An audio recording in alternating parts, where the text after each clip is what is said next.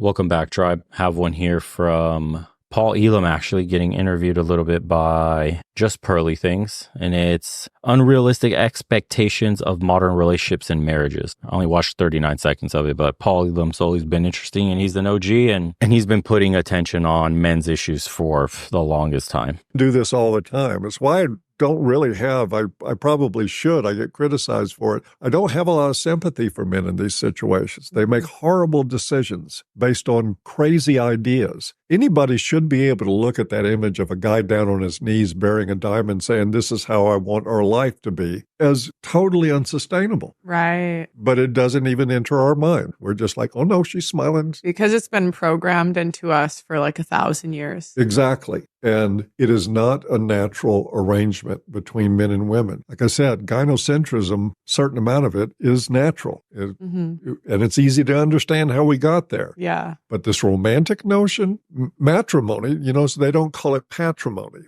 Marriage, matrimony used to signify a time when a woman put aside being a child and became an adult responsible for a family. She had to produce, she had to do all kinds of things. She had to take care of children. She had real responsibilities and real work. And then when we brought romance into it, the object became, oh, you don't have to work. We just put a cushion under your... Yeah, it became selfish instead of selfless. Marriage, matrimony, all that used to mean what he just said exactly. And then Disney, not Disney coming along, but I guess because Disney capitalized on marrying for love and then how to prove your love, the diamond industry, right? You got to buy 3 months worth of salary and get her a diamond if you really love her. And then they basically capitalized off marriage, turned it into a money-making machine. And now we're in the tail end of this destructive, degenerate aspect of marriage, relationships, dating, where it's been monetized to death and it doesn't work. Dating apps monetized to death. Matchmakers monetized to death. We've become extremely material. 5-star dinners or bust. Buying me Prada, Hermes, and red bottoms or bust. Take me on lavish vacations on private jets or bust. Like, our idea of what a healthy, functioning relationship between two adults and what it should be is so fucking twisted in the world today that we equate superficial trinkets with the real thing, with somebody really caring about you, somebody really wanting to be by your side through sickness and in health. That's gone, man. Sickness and in health, for what? It's just the next right swipe, right swipe. We got in a small argument, right swipe. Don't like the color of his shirt, right swipe. His laugh is a little weird. Can't live with that for the rest of my life. Right swipe on another guy, another guy, another guy. Get pumped and dumped, and then you get desensitized to the whole dating game, and voila, you have people that are dating today, completely empty husks, broken versions of themselves, who will never be able to pair bond, both men and women. Men have been absolutely destroyed by the porn industry, and women are getting absolutely destroyed by the flooding of attention from social media. None of these people can bond with one another. It's impossible. A man's standards and expectations of what a woman should like and how she should perform in bed, and also how she should be, is getting twisted from a young age as a teen. Hell, before that, these young kids are at like 7, 8 years old. They already have full access to the internet with smartphones, and they can literally see adult entertainment. They have the one badass kid in the classroom that's showing them all this crazy shit. Dude, you're 8 years old and you're watching hardcore adult scenes. You don't think that's rewiring your brain? You don't think that affects you as a man later in life? Same with women. They turn on TV when they're little girls and they see hypersexualization everywhere. Push-up bras, makeup, plastic surgery. It's on public television, the most basic cable channel you have. Click Keeping Up with the Kardashians or click some other degenerate piece of shit that literally is destroying a woman's self-esteem starting from when she's like 5 years old. Now, fast forward these people into adulthood. You don't think these people have problems? This shit is crazy, dude. Society is not set up to see you healthy, to see you happy, to see you in a loving relationship, to see you married and having kids. It's designed to extract the ever-living shit out of every ounce of energy, money, and a time and attention it can get from you, because they make money on that shit. You are a walking piggy bank. That's capitalism. and you can enjoy life that way. Yeah, well, because that's what I would always hear is that we didn't have to work back in the day, but we used to live on farms. So I'm like, life was a billion times harder if you were a stay-at-home wife 100 years ago. And I hear most of that crap from men who think somehow that there was this magical patriarchy in the past where women didn't work. Women worked brutally hard and had shorter lives because of it for thousands of years. Not even thousands, man. Go to Eastern Europe and see how the babushkas, the grannies, are still working, plotting the land that they have, pulling veggies out of the ground, planting fruit trees, all this stuff, collecting, cutting a pig, cutting chickens, growing a bunch of shit, literally sustaining themselves off their land. Not only do they do that, though, they're still looking after their family, their kids, their grandkids. Every time you go to your grandma's house, you leave with the fridge full of food. She's got it seems like abundance. Your grandma works hard every day with her little aching bones, but you have abundance and self-reliance up the wazoo. This is how I feel when I go to my grandma's house. Bro, I have a supermarket selection of things that she just gives me, and it all comes from the little plot of land she lives on. She is completely self-sustaining. To the powers to be, that needs to die. To the powers to be, you can't have independent people that don't need anybody, anyone, any form of government. They live on their own. The more we become dependent on supermarkets, the more we are dependent on the infrastructure, on the government to provide us basic needs for survival, is how they got your balls in a vice grip. You think what you're going to vote today or tomorrow is going to matter? I don't mean to make it political, boys, but we're 50 years, 100 years into a two-party system. Shit isn't changing. It won't change with the next guy that gets elected. Either from Team Red or Team Blue, it's still going to shit.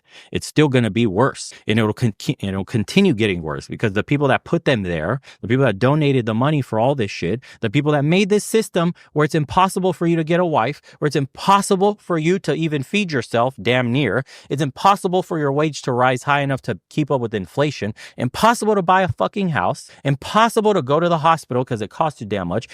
You have to turn down the damn ambulance and drive yourself with your fucking arm cut off while you're squirting blood everywhere on your car because you can't afford the thousands of dollars it costs to get the ambulance to get you there. This system was made by exactly Team Red and Team Blue. The no-fault divorces, the child custody courts, the biases in the courts for women, your shitty wages, all the jobs they shipped overseas in factories that your great-grandpappy used to work at and could survive and have a family, American dream, white picket fence, big-ass dog, nice green lawn, huge house, and a family with 2 kids. Stay-at-home wife, a factory job, dudes just assembling transmissions and shit on a factory line. Where's that job? Send it to some Chinese dude overseas and have them do it for cheaper. Why? Because GM wants to save some fucking pennies on the bottom line and make more profits so the CEO and all his buddies on the board can buy their 8th yacht of the fucking year.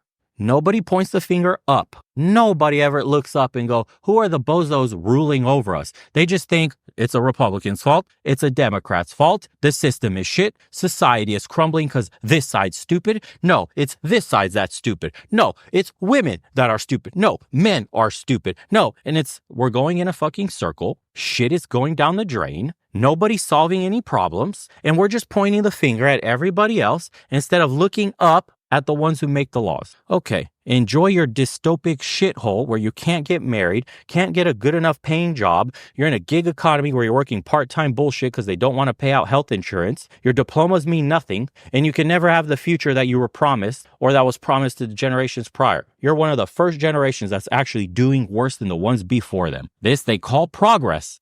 Until we develop the technology to rescue them from that. And we've applied it all in just such an insane way. I mean, sorry, look at the state of women right now. What percentage of women are even marriageable right now? 3% statistically, if you want no tattoos, no debt, and and under the age of 35, I think. Yes, and there's a couple more they added into it, but it was like in the book of Numbers, like not overweight, no other kids. 3%. Yeah. And so it becomes a man's job. And here's the problem. Just have to man up and marry these whores. Yes, of Track course they do. mods, yeah. That's the right thing to do, and that's what they've been doing, which is why half the marriages are failing, and then Yeah. 70% of second marriages are failing. It's a failure of men in my book. They want to practice these unrealistic expectations, and I think they've got a sort of shame-based thing going on here. If we don't make women happy, we're not men. That's also tied into this. Oh, wow. That's really, I didn't think about that till you said it, but that's really true. It is. If we don't, because that was even during the Michael Knowles debate, that's what he said. I said, well, if she gets the wrong group of friends, she can leave. If she does this, and then he's like, oh, well, you got to watch the friends, you got to watch the leadership. And so it's like putting all accountability for a marriage failing on the man. Absolutely. When sometimes like a chick just wants to go, you can't do anything. And most of the time, I mean, monogamy is a hard thing to maintain for both sexes. Yeah. It's tough. Women have easy outs. And if men don't make her happy, the first thing she's going to do is attack his masculinity. When she goes out and badmouths him, it'll be all things that undermine his status as a masculine man. He doesn't work hard enough. He doesn't pay enough attention to me. He doesn't do this. He's always doing that. And the comparisons start. You're not man enough. How come Gina's boyfriend does this? How come Stacy's man did that? You don't ever do anything for me. Once the comparison game starts, your woman has exited your relationship. It's over. I'm telling you, because when she compares you to other men, instead of only focused on you and every other man's invisible, that's how a woman loves a man. That's how you know a woman's in love. All other men around her disappear in her eyes. She only has them set on you. But when a woman is actively making comparisons between you in that manner constantly, what other men are doing versus my man, she's basically telling you my reasons to leave you. I'm going to lay them out right here. Even if you change, I'm not staying. But if you were to change, I'll stay a little longer. She's dissatisfied. It's game over. This is how women check out from relationships. And I guarantee you 6 months, 1 year, whatever it is, later, it's over. Babe, I met someone else. I cheated on you. I don't think I can do this anymore. Listen, it's not you, it's me. I just had a lot of time to think. I just don't feel the same way anymore. Blah, blah, whatever bullshit excuse that they'll give you in the moment. But they've already told you why they left you months prior. You just didn't catch on to it. These are things that shame men, and we buy into it. Instead of, treating her like a guy, which is what I recommend. Okay. Explain that a little more. Treat her like a guy. Same standards. Yeah. Guys will take shit from women that they would punch a man in the mouth for. Right. Constantly. They do that without and I'm not, before somebody says Paul Elam's recommending punching women in the mouth, I'm not recommending any such thing. But just the capacity to hear a crazy, unrealistic expectation, like I want a 3-carat emerald cut VS1 diamond for an engagement ring. Guys don't have the ability, or they should have the ability, to say, the fuck out of here. Yeah, go fuck yourself with that diamond ring then and be single. See, that's what you would tell. If a guy was telling you like, yeah, I'm going to buy this VVS ring, whatever this quality, what are you going to do? Fuck yourself with that ring? What is it? Shit out even more diamonds? Are you insane? Why are you spending this much on a stupid rock? Imagine you talk to your woman with that kind of zero filter you talk to with the boys and hold her accountable. Dude, the more you filter yourself with your woman and not brutally honest and develop these boundaries and hold them like I told you, the faster your relationship will fail and you will live in there like a hellacious dead bedroom walking on eggshells kind of hellscape. No, don't. Just be brutally honest, bro. If she can't handle you being you, she's not the one for you. So that's simple. Go buy one. I did a show and a girl wanted a $200,000 engagement ring for an overweight, like 33-year-old woman. And I'm like, at least be like 22, and hot if you're going to ask for that. You know what I mean? Like, at least you got to be a 7 or a higher at least. I got a better idea. No ring. Ooh, yeah. No nothing. Yeah. We are in an age where I think it's okay for men to start telling women, you're responsible for your own happiness. If you need a 100%. piece of carbon mined by slave labor, a 12-year-old in Africa, to feel good about yourself, go buy one. Right. Facts. Women can work. They can produce. Damn. Guys won't do that because it makes them feel unmasculine. Right.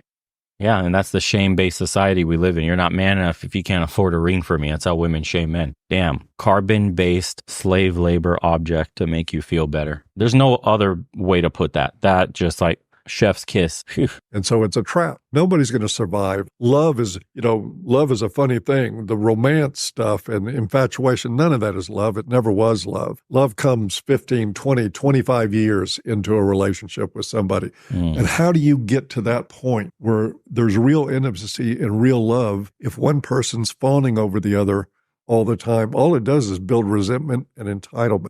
Beautifully put. Carbon-based slave labor. Sheesh. He said, no hymen, no diamond. That's just the way it is. A big part of my awakening consciousness experience has been realizing what a simp I've been for 50 years. Women should be respected without men being disrespected. The stupid diamond ring thing was started 100 years ago by De Beers. Yeah, again, capitalism. Someone said under the age of 35. How about under the age of 25?